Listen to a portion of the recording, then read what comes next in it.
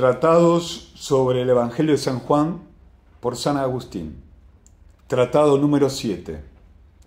Acerca del texto, y yo lo vi y di testimonio de que este es el Hijo de Dios, etc. Hasta estas palabras. En verdad os digo que veréis el cielo abierto y a los ángeles subiendo y bajando sobre el Hijo del Hombre. Me congratulo al ver vuestra concurrencia. Habéis sido más diligentes de lo que esperaba.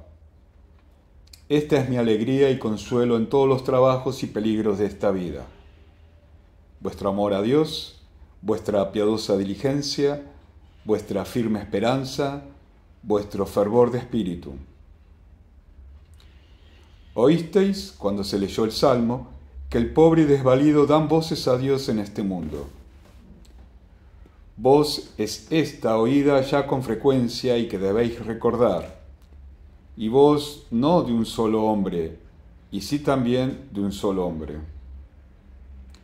No de uno solo, porque los fieles son muchos, mucho el grano que gime entre la paja, sembrado por todo el mundo.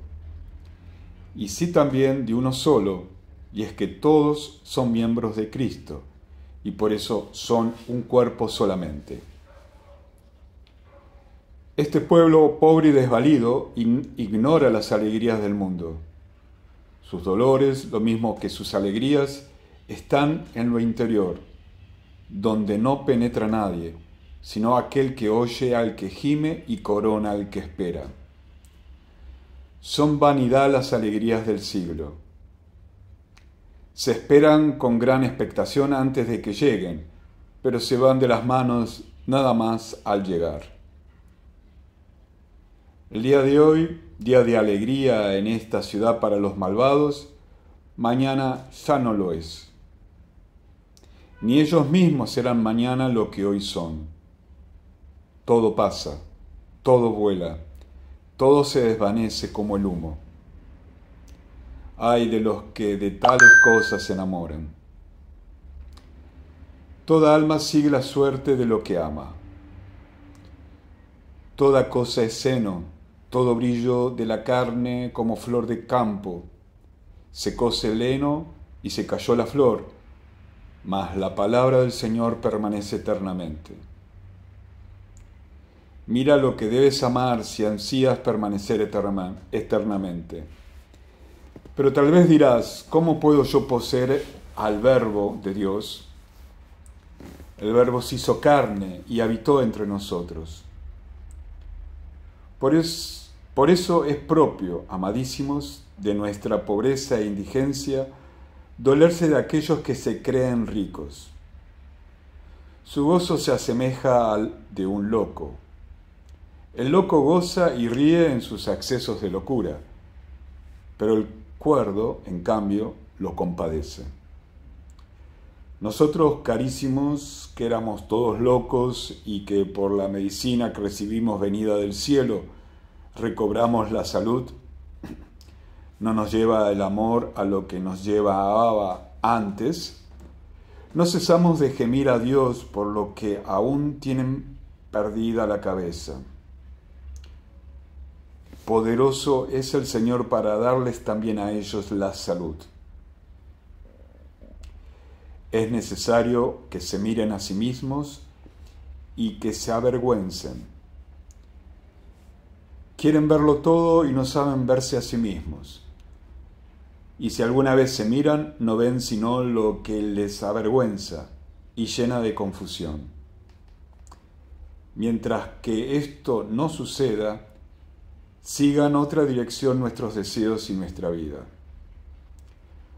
Más valiosos son nuestros dolores que sus alegrías.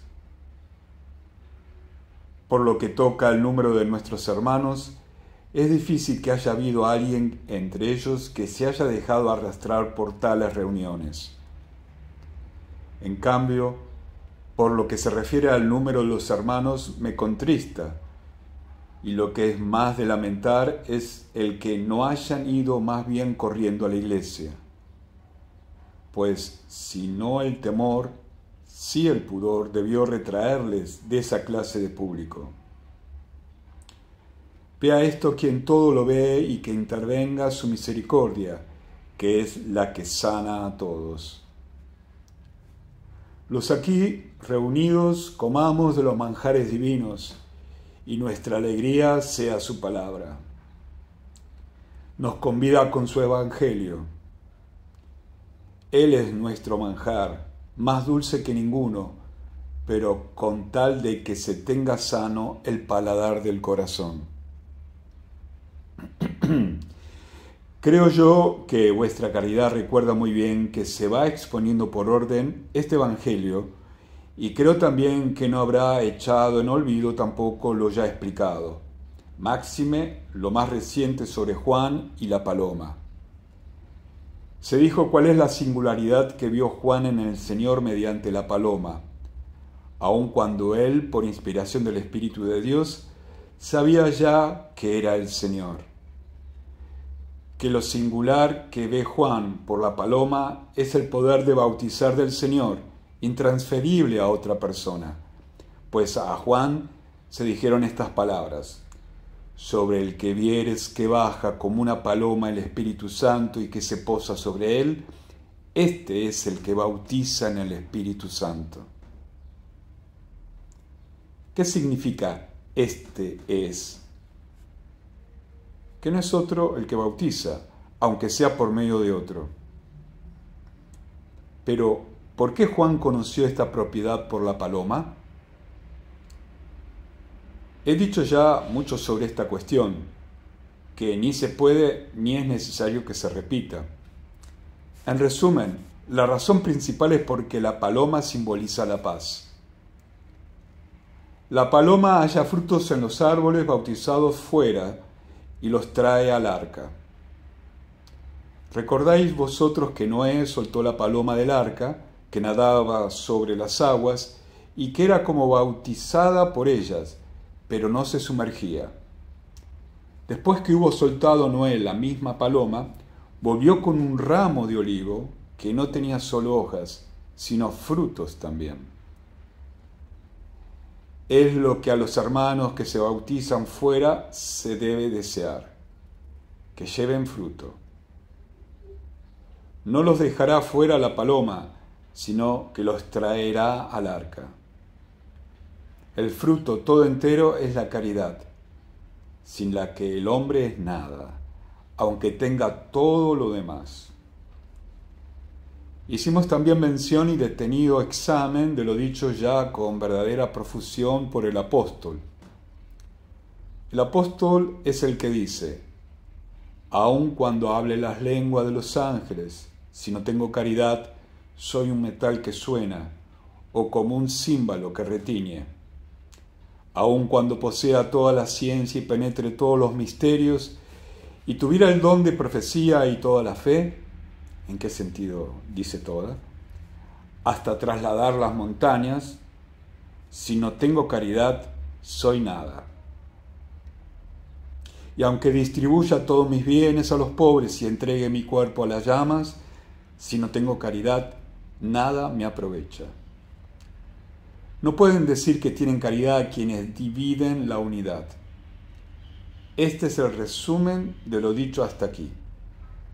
Véase ahora lo que sigue. Juan dio testimonio porque lo vio. ¿Qué testimonio dio y vio? Que Él es el Hijo de Dios. Era necesario que bautizase el que es el unigénito de Dios, no hijo adoptivo. Los hijos adoptivos son ministros del unigénito. Este es el que tiene el poder. Los adoptivos, el ministerio. Si el ministro no es del número de los hijos de Dios, porque vive y obra mal, ¿qué es lo que nos consuela? Él es el que bautiza. Otro día estaba Juan con 2 de sus discípulos y mirando a Jesús que iba pasando exclama: «He ahí el Cordero de Dios». Este es el Cordero en singular. Los discípulos llevan el nombre de corderos. Mirad que os envío como corderos entre los lobos. Llevan también los discípulos el nombre de luz. Vosotros sois la luz del mundo. Pero es otra la manera de ser luz. De quien se dijo, es la luz verdadera que alumbra a todo hombre que viene a este mundo. ¿Cómo es otra la manera de ser cordero quien lo es en singular como éste? El único sin mancha, sin pecado, no porque se haya purificado, sino porque no tuvo nunca mancha alguna. ¿Qué significa lo que del Señor dice Juan? He ahí el Cordero de Dios. ¿Es que Juan no es cordero? ¿No es un hombre santo? ¿No es amigo del esposo? Luego, aquel es, en singular, Cordero de Dios, porque únicamente con la sangre sola de este Cordero pudieron ser redimidos los hombres. Si nos damos cuenta, hermanos míos, que nuestro precio es la sangre del Cordero, ¿qué clase de gente será esta que celebra hoy la festividad de la sangre de no sé qué mujer? ¿Puede ser mayor su ingratitud? Se arrebató, dicen, el oro de los pendientes de una mujer y corrió la sangre. Y puesto el oro en una balanza, pesó mucho más a causa de la sangre. Si la sangre de una mujer tuvo peso suficiente para que se inclinara el platillo de la balanza en que estaba el oro, ¿qué peso no tendrá para inclinar el mundo la sangre del Cordero, por quien fue hecho el mundo? Y es que ciertamente aquel espíritu, no sé cuál, se aplacó con la sangre para hacer presión en el peso. Los espíritus inmundos sabían que Jesucristo había de venir, y lo habían oído de los ángeles y de los profetas, y esperaban su venida. Sin esta expectación, ¿cómo se explica este grito? ¿Qué tenemos que ver nosotros contigo? ¿Has venido antes de tiempo para perdernos? Sabemos que tú eres el Santo de Dios. Sabían que había de venir, pero ignoraban el tiempo de su venida. Pero, ¿qué dice sobre Jerusalén el salmo que habéis oído? Tus siervos se complacerán en sus piedras y los llorarán convertidos en polvo. Pero te levantarás tú, dice, y tendrás piedad de Sión. Y es que llega ya el tiempo de tu misericordia. Cuando llegue el tiempo de la misericordia, vendrá el Cordero. ¿Qué Cordero es este que temen los lobos y que asesinado dio muerte al león? El diablo lleva el nombre de león, que da vueltas buscando a quien estrangular. La sangre del Cordero triunfó del león. Mirad cómo son los espectáculos de los cristianos y lo que es más todavía. Aquellos ven con los ojos de la carne la vanidad. Nosotros en cambio vemos con los ojos del corazón la verdad. No se os ocurra pensar, hermanos, que nos dejó el Señor Dios nuestro sin espectáculos. Si no existen espectáculos, ¿cuál es la explicación de que esta vuestra tan numerosa concurrencia de hoy? ¿Os disteis cuenta de que lo que dijimos y prorrumpisteis en exclamaciones, lo que no haríais si no lo hubiesen visto vuestros ojos? Qué grande es ver vencido el león en todo el mundo y arrancados de los dientes de los leones los miembros de Cristo y hechos una unidad con el cuerpo de Cristo. No sé, pues, qué cosa nacería, no se entiende bien qué dice acá, quiso imitar cierto espíritu al querer que su simulacro fuese comprado con sangre. Y es que sabía que con la sangre preciosa se redimiría un día a todo el género humano. Los espíritus malos se rodean a sí mismos de apariencias de honor y engañan así a los que siguen a Cristo. Hasta el punto, hermanos míos, que los mismos que engañan con amuletos, encantamientos y otros ardides diabólicos, mezclan en sus magias el nombre de Cristo. Y como ya les es imposible seducir a los cristianos, para darles el veneno, lo mezclan en algo de miel, y así en lo dulce va oculto lo que es amargo y se lo beben para su perdición. Se llega a tal extremo que yo mismo conocí durante algún tiempo un sacerdote de este ídolo, Pileato, que solía decir: este Dios es también cristiano. ¿Y esto por qué, hermanos? Porque no pueden por otros ardides engañar a los cristianos. No busquéis, pues, en otra parte a Cristo que donde Él quiso que se os anunciara. ¿Y cómo quiso que se os anunciara? Así lo guardéis y escribáis en vuestros corazones. Esto es una muralla contra todos los embates e insidias del enemigo. No temáis. El enemigo no tienta si no se le da permiso. No hace nada en verdad, si no se le permite o se le da esa misión.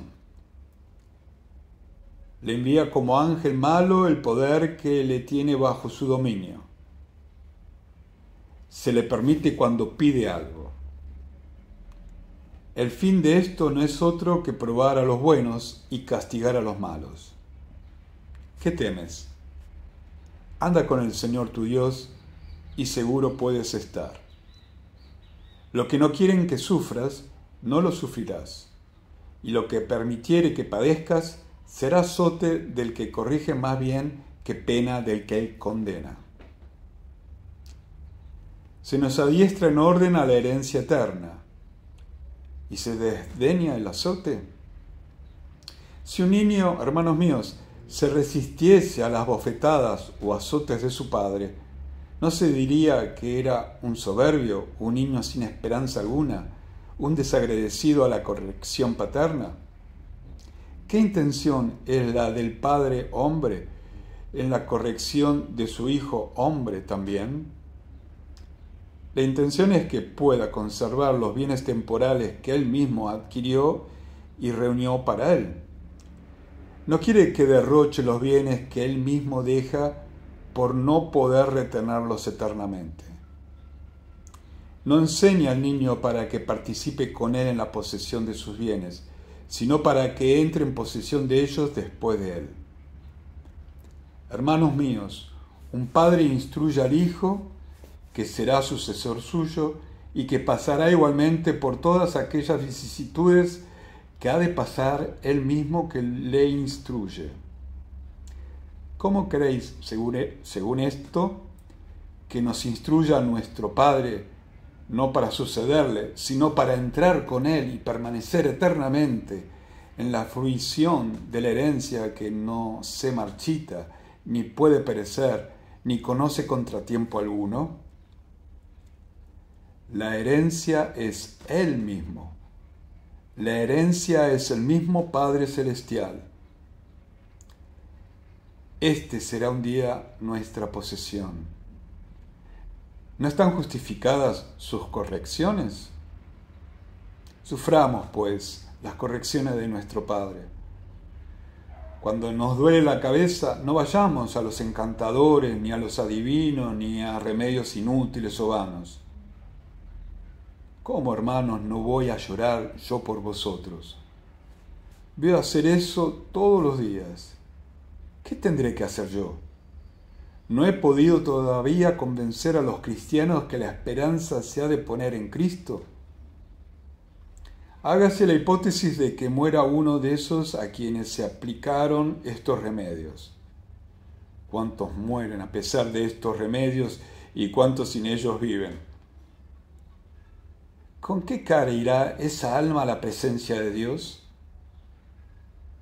No tiene ya el sello de Cristo, lleva la marca del diablo. Dirá tal vez que no ha perdido el sello de Cristo. Luego tienes a la vez el sello de Cristo y el sello del diablo. No quiere Cristo esa participación. Quiere poseer él solo lo que compró. Lo compró a tanto precio para ser él solo su poseedor. Tú das participación con él al diablo, a quien te vendiste tú por el pecado. Ay de los que son de corazón doble y dividen su corazón en dos partes, una para Dios y otra para el diablo. Irritado Dios porque tiene parte allí el diablo, se va de allí, pero es para que sea todo íntegro del diablo.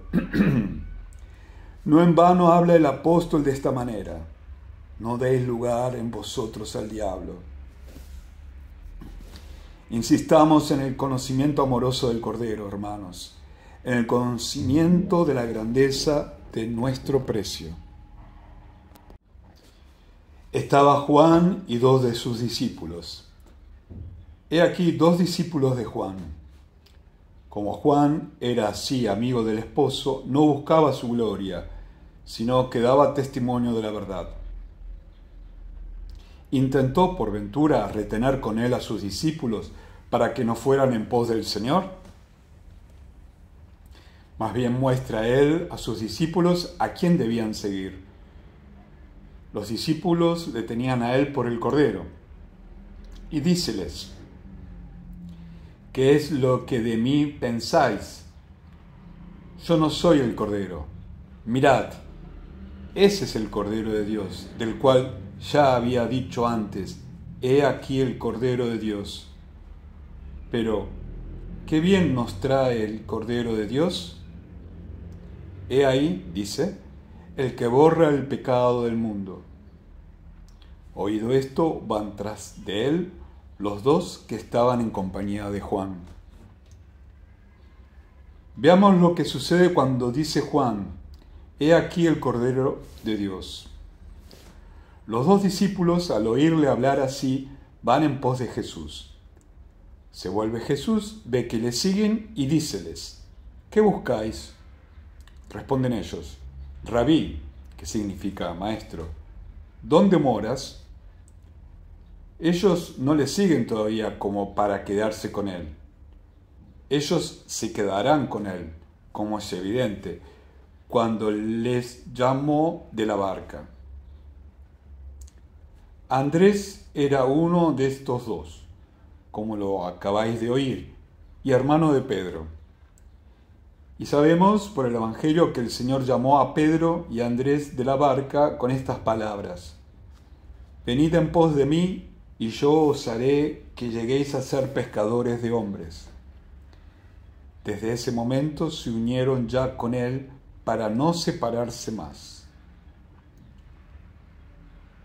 Ahora pues le siguen estos 2, no como para no separarse ya de él, sino porque quieren ver dónde mora y cumplir lo que está escrito: el dintel de sus puertas desgasten tus pies. Levántate para venir a él siempre e instrúyete en sus preceptos. Él les muestra dónde mora y se estuvieron con él. Qué día tan feliz pasan y qué noche tan deliciosa. Ay, quien sea capaz de deciros lo que oyeron de la boca del Señor.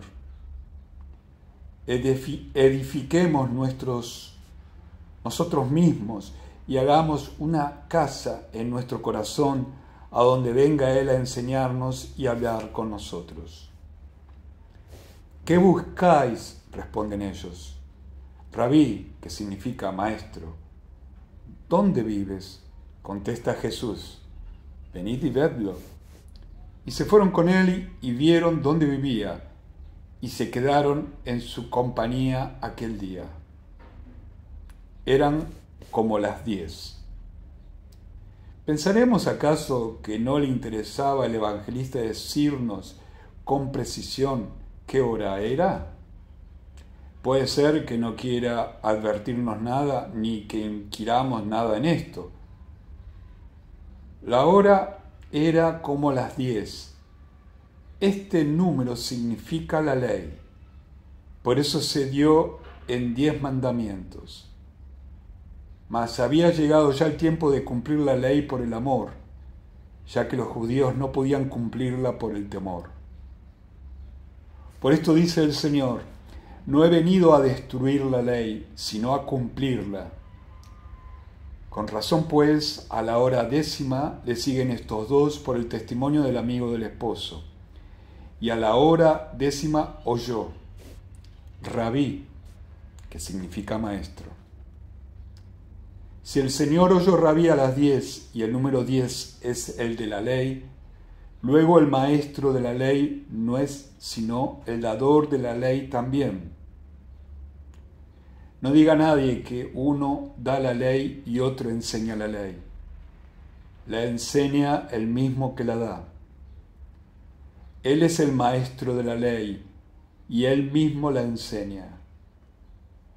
La misericordia está en sus labios, por eso enseña la ley misericordiosamente. Así lo dice la Escritura hablando de la sabiduría. En sus labios la ley y la misericordia.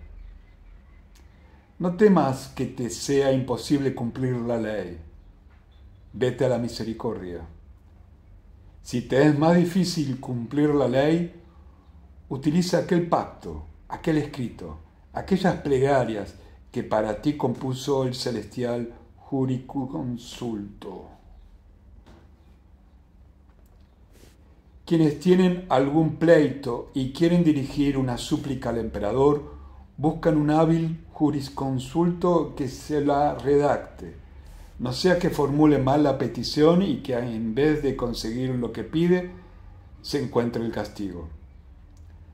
Los apóstoles querían dirigir súplicas, pero no sabían cómo presentarse al emperador Dios, y dijeron a Cristo: Señor, enséñanos a orar. Tú, nuestro jurisconsulto, tú, el asesor, o mejor dicho, tú, que te sientas con Dios en su mismo trono, redáctanos una fórmula de súplica. Y el Señor les redacta una fórmula del código del derecho divino. Y en esa fórmula les enseña cómo debían orar. Pero es una fórmula condicional. Perdónanos nuestras deudas, así como nosotros perdonamos a nuestros deudores. Si no pides conforme a la ley, eres reo. ¿Tiemblas ante el emperador porque eres reo? Ofrece el sacrificio de la humildad, el sacrificio de la misericordia. Di esta súplica: perdóname, que yo también perdono. Si lo dices, hazlo. ¿Qué has de hacer? ¿A dónde has de ir si mientes en las preces? No tendrás, como se suele decir en los tribunales, ni el beneficio del rescripto y ni siquiera el rescripto mismo. Es norma del derecho judicial que no obtenga lo que solicita quien es falaz en sus demandas. Esta norma se da entre los hombres porque a un hombre se le puede engañar, lo mismo que se le puede engañar al emperador en las reclamaciones que se le presentan. Tú dijiste lo que se te antojó, porque aquel a quien se lo expusiste ignora si es verdad o no. Por eso deja a él que sea tu adversario quien te muestre tu culpabilidad. El emperador, como no sabe si mientes, no puede sino concederte la gracia. Mas, si ante el juez eres convicto de falso, allí mismo se te despoja del beneficio que por el rescripto habías obtenido. Mas Dios, que conoce lo mismo si mientes que si dices la verdad, no solo impide que del juicio saques algún beneficio, sino que ni siquiera te permite la súplica, pues has tenido la osadía de ser falso con la verdad. ¿Qué hacer, pues? Dímelo. Es difícil cumplir la ley en su totalidad sin transgresión alguna. La infidelidad, pues, es cierta. ¿Y no quieres utilizar el remedio? Ved aquí, mis hermanos, el remedio que ha preparado Dios para las enfermedades del alma. ¿Qué remedio? Cuando tienes dolor de cabeza, me parece digno de elogio que apliques allí el Evangelio en vez de acudir a los amuletos. Pero la flaqueza humana, hermanos, es tal, y quienes corren a los amuletos son tan dignos de compasión y de lágrimas, que no pueden menos de producirme especial regocijo ver a un hombre postrado en su lecho, presa de la fiebre y de los dolores, y que no pone su confianza sino en que se le ponga sobre la cabeza el Evangelio. No que el Evangelio sea para este fin, sino porque se da preferencia al Evangelio sobre los amuletos. Si se aplica el Evangelio a la cabeza para que desaparezca el dolor, ¿por qué no se ha de aplicar también al corazón para que lo sane de los pecados? Hágase pues esto. ¿Qué es lo que hay que hacer? Aplicarlo al corazón para sanarlo. Buena cosa es, que no te preocupes de la salud del cuerpo, sino que te preocupes únicamente de pedírsela a Dios. Si conoce que ha de ser de provecho, te la otorgará. Y si no te la da, es porque no te conviene tenerla. ¿Cuántos hay que, postrados en el lecho, son inocentes y sanos irán a cometer crímenes? ¿A cuántos es perniciosa la salud? ¿No le valiera mucho más al ladrón el estar enfermo que lanzarse a la garganta de un hombre para ahogarlo? Al que de noche se levanta para socavar los muros ajenos, ¿no le sería mejor verse abrazado por las fiebres? El enfermo estaría sin culpa y sano es un criminal. Dios sabe, pues, lo que nos conviene. Procuremos solamente que nuestro corazón esté libre de culpas y cuando tal vez se nos flagele en el cuerpo, acudamos a Él. El apóstol Pablo le pidió que le quitase el aguijón de la carne y no quiso quitársele. ¿Se turbó acaso por eso? ¿Se entristeció tal vez hasta el punto de considerarse como dejado de la mano de Dios? Antes, por el contrario, se sintió menos abandonado por no haberle quitado lo que quiso que le arrancase de raíz para ser curado de aquella enfermedad. Es lo que le enseñó la palabra del médico. Te basta mi gracia, porque la virtud se perfecciona en las enfermedades. ¿Cómo sabes que Dios no te quiere sanar? Es que todavía conviene que te flagele más. ¿Cómo sabes lo podrido que está lo que te corta el médico cuando mete el hierro en las llagas? ¿No sabe él lo que hace y el por qué lo hace y hasta qué extremo debe hacerlo? ¿Acaso los gritos del que se opera hacen retirar la mano del que con habilidad corta? Aquel grita, pero éste sigue cortando. ¿Es cruel porque no escucha al que grita? ¿O más bien es misericordioso porque extirpa la llaga con el fin de sanar al enfermo? Digo esto, hermanos míos, para que nadie busque más que el auxilio de Dios cuando somos por Él corregidos. Tened cuidado, no perezcáis. Mirad, no os alejéis del cordero, y os devore el león. Os he explicado por qué era la hora 10. Veamos lo que sigue. Era Andrés, hermano de Pedro, uno de los que oyeron el testimonio de Juan y siguieron a Jesús. Este se encuentra con Simón, su hermano, y le dice: hemos hallado al Mesías, que significa Cristo. Mesías es en hebreo y en griego Cristo, y en latín ungido. Por la unción se llama Cristo. Cristo en griego es unción. Luego Cristo significa ungido.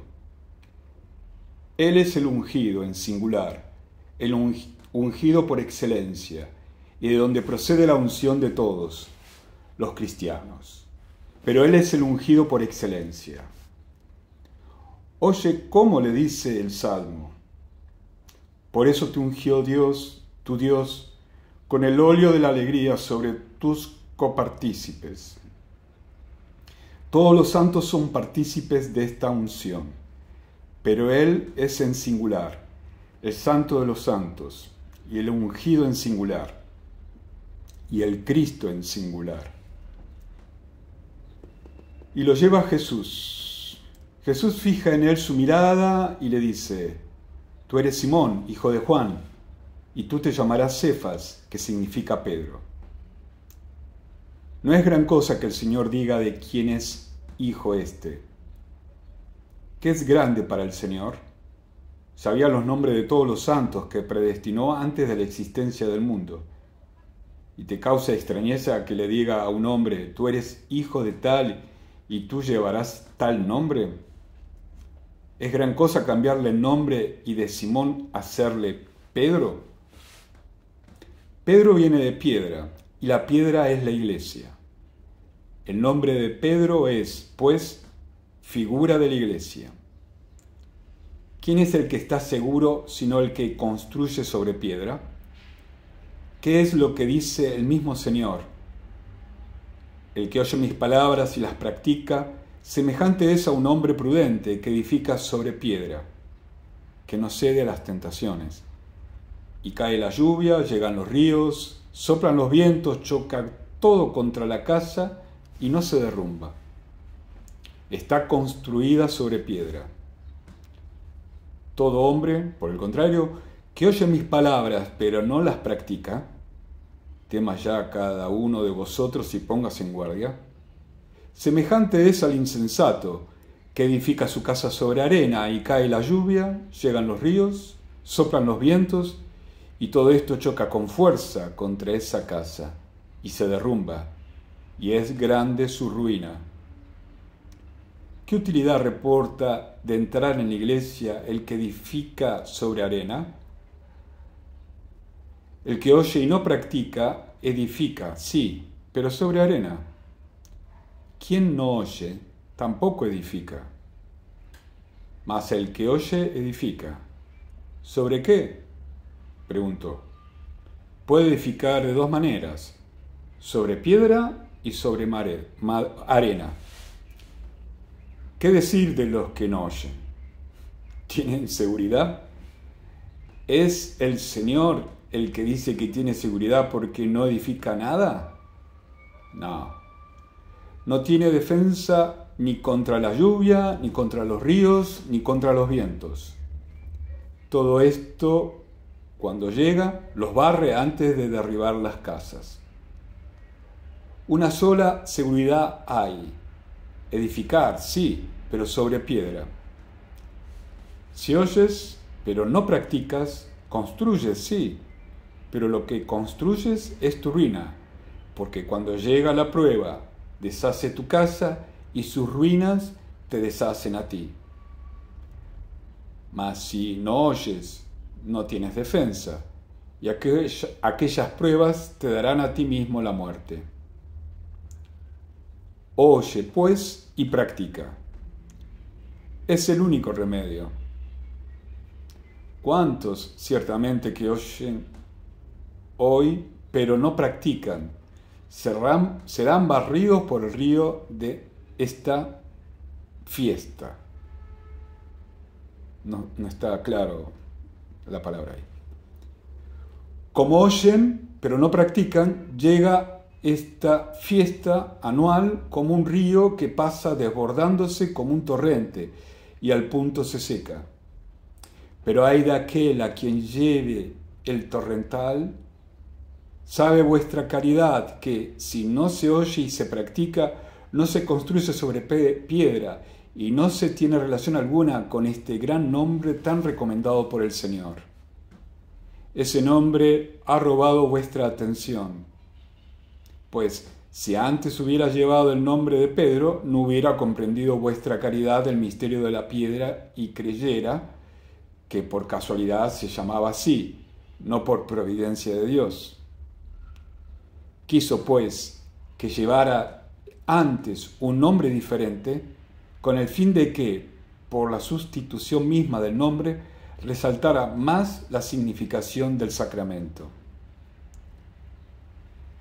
Al día siguiente quiso ir a Galilea, y se hace el encontradizo con Felipe. Dícele Jesús: sígueme. Felipe era natural de Betsaida, patria de Andrés y de Pedro. Felipe se encuentra con Natanael, después que el Señor llamó a Felipe, y le dice: nos hemos encontrado con aquel de quien escribió Moisés y anunciaron los profetas, con Jesús, el hijo de José. Se llamaba así, hijo de José, porque estaba desposado con él su madre. Pero los cristianos todos saben muy bien, por el Evangelio, que fue concebido y nació de una virgen. Felipe habla así a Natanael y añade también el lugar, de Nazaret. Natanael le da esta respuesta: ¿de Nazaret sí puede salir algo bueno? ¿Qué sentido tiene esto, hermanos? No como algunos lo leen. Hay quienes lo leen así: ¿puede salir de Nazaret algo bueno? Porque Felipe sigue hablando y dice: ven y lo verás.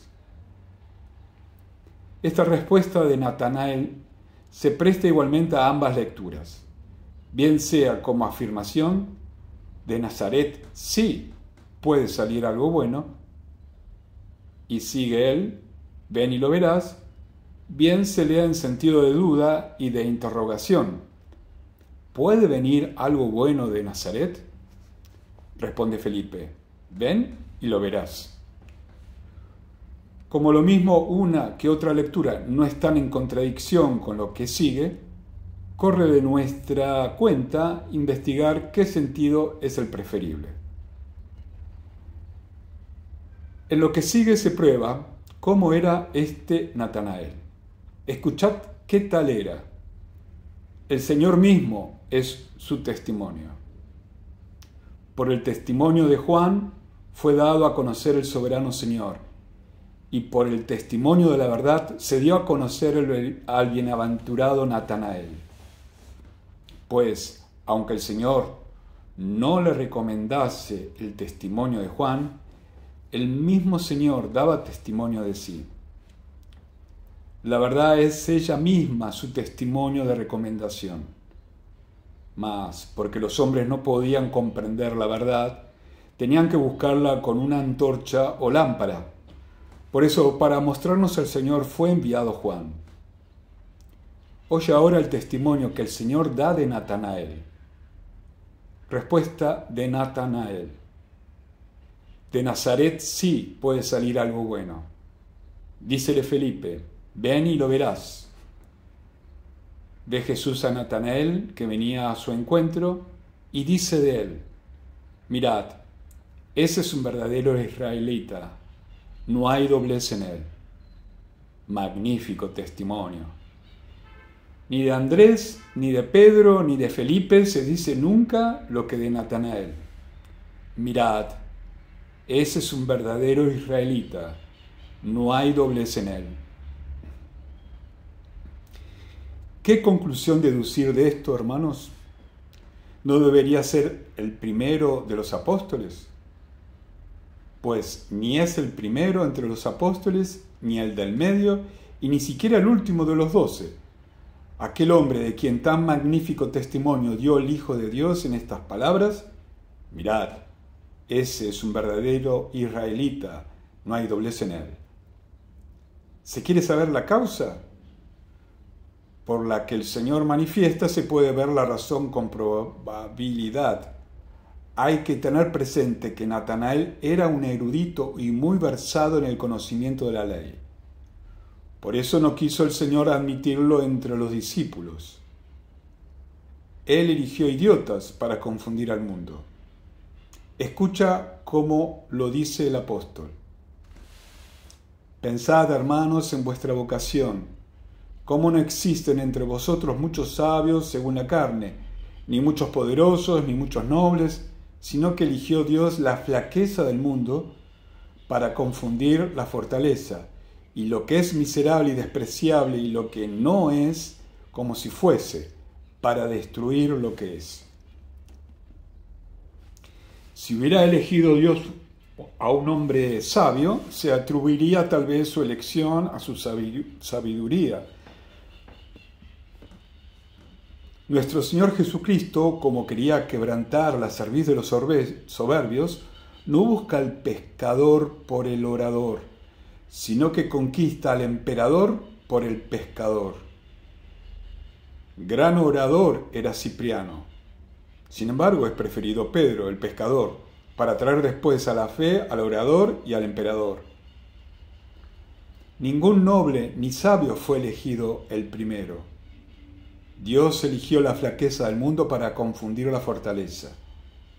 Grande y sencillo era Natanael, y no lo eligió por esto precisamente, para que nadie pensase que el Señor elegía sabios.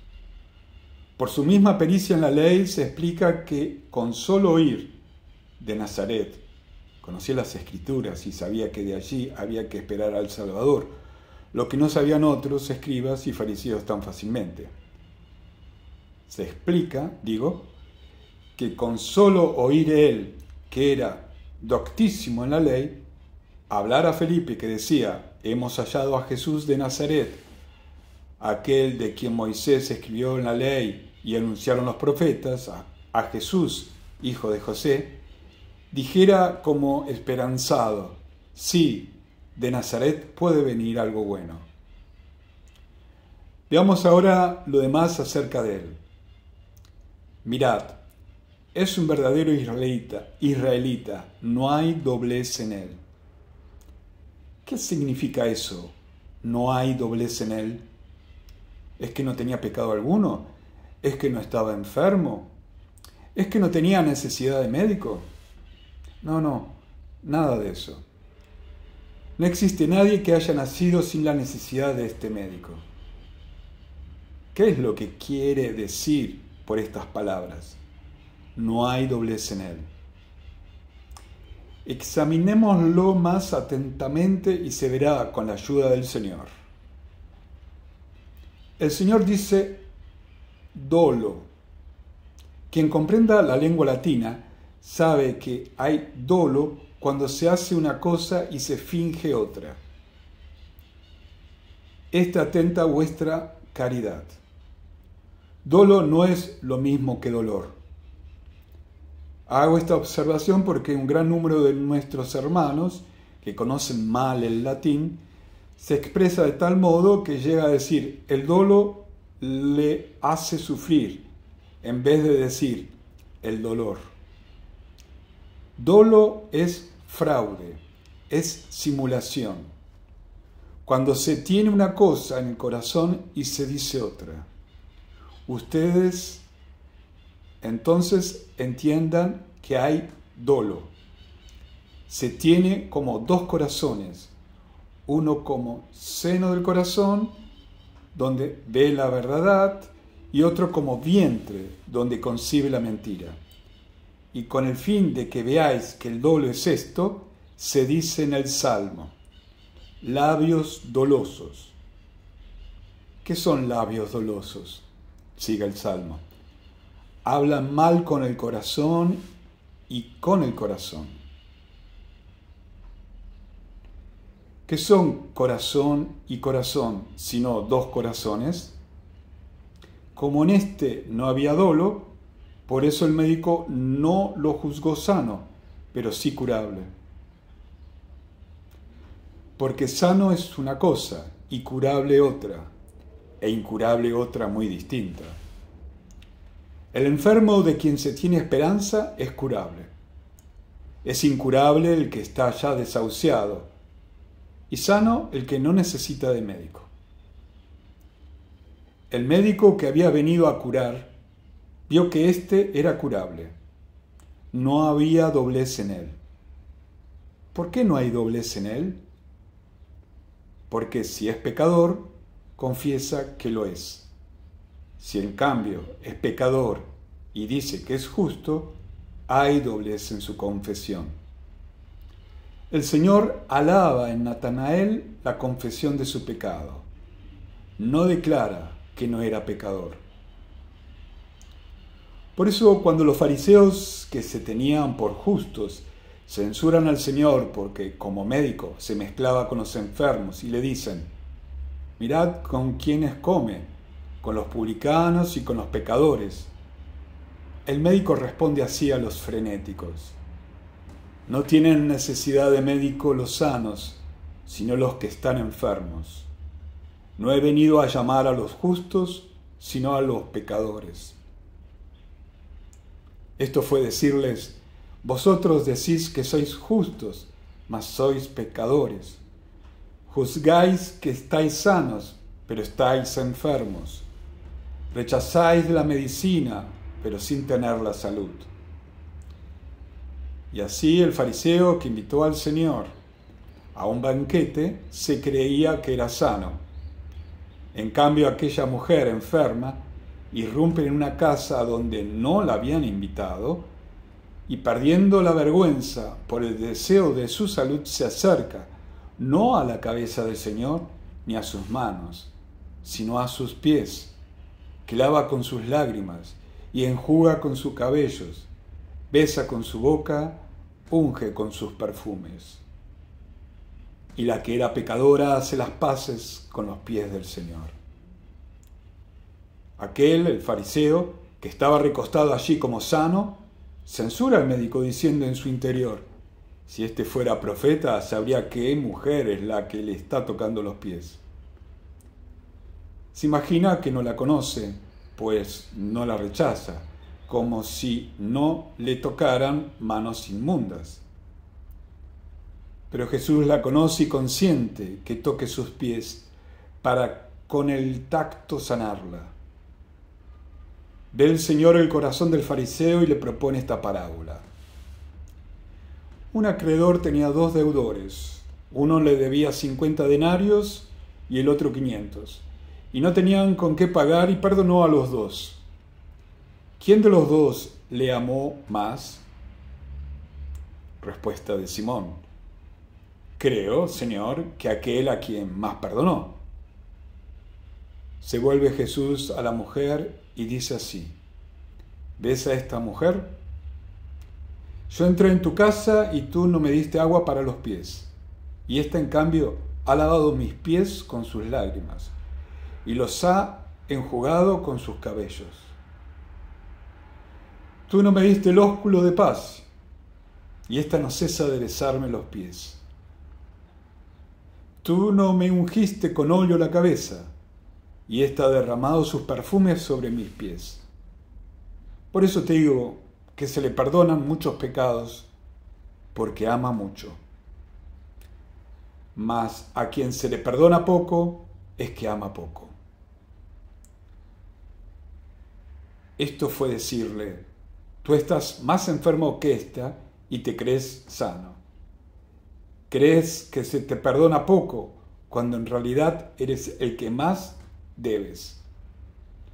Bien ha merecido esta la medicina, pues no hay en ella doblez, y no la hay porque confiesa sus pecados. En Natanael alaba el Señor esto mismo: no tiene doblez.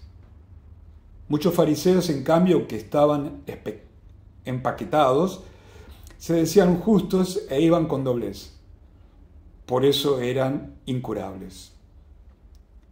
Ve pues Jesús a este en quien no había dolo y dice: he aquí un verdadero israelita en quien no hay engaño. Dícele Natanael: ¿de dónde me conoces? Responde Jesús y le dice: antes de que te llamara Felipe, cuando estabas debajo de la higuera, te vi yo. Responde Natanael: Rabí, tú eres el Hijo de Dios, tú eres el Rey de Israel. Algo grande ve este Natanael en estas palabras. Cuando estabas debajo de la higuera, te vi yo, antes de que Felipe te llamara, pues hace esta confesión: tú eres el Hijo de Dios, tú eres el Rey de Israel. Como la de Pedro mucho después, cuando le dice el Señor: bienaventurado eres Simón, hijo de Juan, porque no te lo reveló la carne ni la sangre, sino mi Padre que está en los cielos. Y le puso allí el nombre de piedra. Y le llama el firmamento de la iglesia por su fe. Este Natanael dice ahora: tú eres el Hijo de Dios, tú eres el Rey de Israel. ¿Por qué? Porque le ha dicho: antes de que te llamara Felipe, te vi yo, cuando estabas debajo de la higuera. Hay que investigar si esta higuera tiene alguna significación. Oíd, hermanos míos, hemos visto una higuera maldita, porque tenía hojas pero no frutos. En el origen del linaje humano, cuando pecaron Adán y Eva, se hicieron sendos símbolos de hojas de higuera. Estas hojas de higuera son los pecados. Natanael estaba debajo de la higuera como a la sombra de la muerte. Le vio el Señor, de quien se dijo: les nació una luz a quienes estaban sentados en las sombras de la muerte. ¿Qué es lo que se dijo a Natanael? Tú, oh Natanael, me preguntas a mí: ¿de dónde me conoces? Hablas ya ahora conmigo porque te llamó Felipe. Vio Jesús que era ya de la iglesia antes de que el apóstol le llamara. Oh tu iglesia, oh tu Israel, en ti no hay engaño. Si eres tú el pueblo de Israel, en el que no hay doblez, has llegado ya a conocer a Cristo por los apóstoles, como Natanael conoció a Cristo por Felipe. Pero su misericordia te vio primero que tú le vieras a él, cuando aún yacías oprimido por el pecado. ¿Acaso hemos ido primero nosotros en busca de Cristo, y no ha sido Él quien ha ido Él primero en busca nuestra? Por ventura hemos sido nosotros los enfermos quienes hemos ido al médico, y no el médico a los enfermos. ¿No había perecido aquella oveja, y dejando las 99, la busca el pastor y la halla, y con gran alegría la trae sobre sus hombros? ¿No se perdió la dracma, y enciende la mujer una luz y la busca por toda la casa hasta que la halla? Y una vez hallada, dice a sus vecinas: alegraos conmigo, porque he hallado la dracma que se me había perdido. Así nosotros nos habíamos perdido como aquella oveja, como aquella dracma, y el pastor halla la oveja, pero fue él en su busca. La mujer halla la dracma, pero también buscándola. ¿Cuál es esta mujer? La carne de Cristo. ¿Cuál es esta lámpara? Tengo preparada una lámpara para mi Cristo. Se nos buscó, pues, con el fin de dar con nosotros, y hallados, ya podemos hablar. No nos engriamos. Hubiéramos perecido si no se nos busca antes de encontrarnos. No sigan diciendo aquellos a quienes amamos y queremos conquistar para la paz de la Iglesia Católica: ¿para qué nos querrías? ¿Para qué nos buscáis si somos pecadores? Os buscamos precisamente por eso, para que no perezcáis. Os buscamos porque hemos sido buscados también nosotros. Os queremos hallar porque hemos sido hallados también nosotros. Y así, cuando Natanael dijo: ¿de dónde me conoces?, dícele el Señor: antes de que Felipe te llamara, cuando tú estabas debajo de la higuera, te vi yo. Oh tú, Israel, sin doblez, quien quiera que seas, oh pueblo que vives de la fe, antes de llamarte por mis apóstoles, cuando aún estabas en las sombras de la muerte, y cuando aún tú no me veías, yo te veía a ti.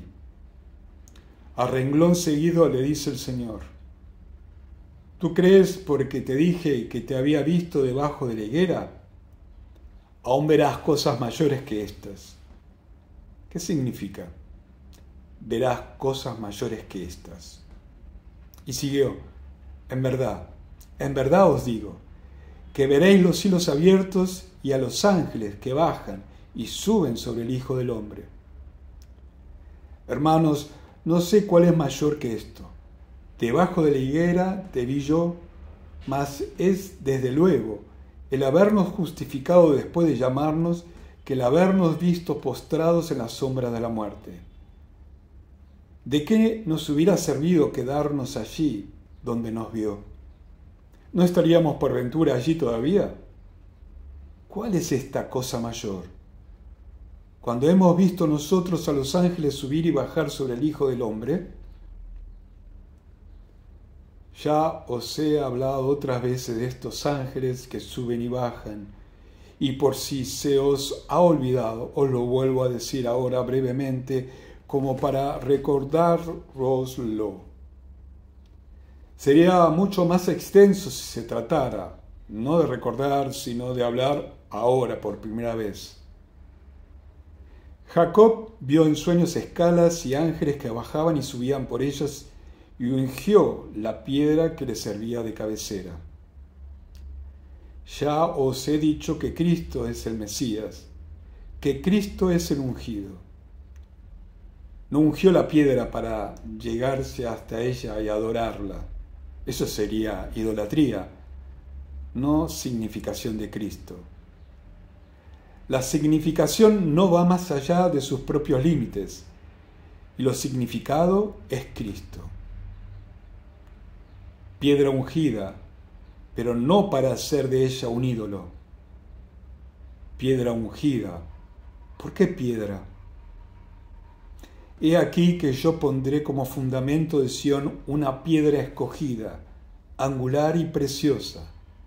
El que creyere en ella no será confundido. ¿Por qué ungido? Porque Cristo viene de crisma. ¿Qué vio entonces en la escala? Ángeles que subían y bajaban. Así es la iglesia, hermanos. Los ángeles de Dios son los buenos predicadores que anuncian a Cristo, esto es, que suben y bajan sobre el Hijo del Hombre. ¿Cómo suben y bajan? Tenemos un ejemplo. Oído atento a Pablo. Lo que en Pablo se nos manifiesta, eso mismo se debe creer de los demás heraldos de la verdad. Mirad a Pablo. En su subida, yo sé de un hombre en Cristo que hace 14 años fue arrebatado hasta el tercer cielo. No sé si con el cuerpo o sin él, eso Dios lo sabe. Y oyó palabras inefables que no puede el hombre expresar. Le habéis oído en su subida. Oídle ya en su bajada. No he podido hablaros como a espirituales, sino como a carnales. os he alimentado con leche, como a niños en Cristo, no con manjar sólido. Mirad cómo baja el que subió. ¿Quieres saber hasta dónde subió? Hasta el tercer cielo. ¿Quieres saber también hasta dónde bajó? Hasta dar leche a los niños. Mira cómo baja. Yo soy, dice, entre vosotros lo mismo que una nodriza que acaricia y da calor a sus hijos. Se ve cómo las madres y las nodrizas se amoldan a sus pequeñuelos. Aunque ellas sepan hablar en latín, dividen las palabras y martirizan en cierto modo su lengua con el fin de hacer con ella pueriles caricias. Así es como el niño escucha y adelanta. Y lo mismo hace un padre que se lo cuente y tan gran orador que haga resonar su palabra en el foro y retemblar su tribuna. Cuando ese padre vuelve a casa, si tiene algún niño, deja a un lado toda su elocuencia forense, a donde había subido, y se ve amoldarse al niño en su lengua pueril. Escucha ahora cómo en un solo pasaje, en una sola sentencia, se ve el apóstol subir y bajar. Si nos extasiamos, dice, es para Dios. Si nos moderamos, es para vosotros. ¿Qué quiere decir nos extasiamos? Que así es como se ven aquellas cosas que no puede el hombre expresar. ¿Qué significa amoldarse a vosotros? Que no ha pretendido saber otra cosa entre vosotros que a Jesucristo y éste crucificado. Si el mismo Señor subió y bajó, es evidente que sus predicadores suben por su imitación y bajan por la predicación. Si os he retenido más de lo acostumbrado, ha sido con el fin de que se pasasen aquellas horas peligrosas. Creo habrán dado fin a sus vanidades. Mas nosotros, hermanos, una vez saciados con estos alimentos saludables, pasemos lo restante de la solemnidad del Día del Señor en goces espirituales, comparando los goces de la verdad con los goces de la vanidad. Si nos horrorizan, sintamos el mal de nuestros hermanos. Si lo sentimos, oremos. Si oramos, nos oirá el Señor. Y si nos oye, los ganamos también a ellos.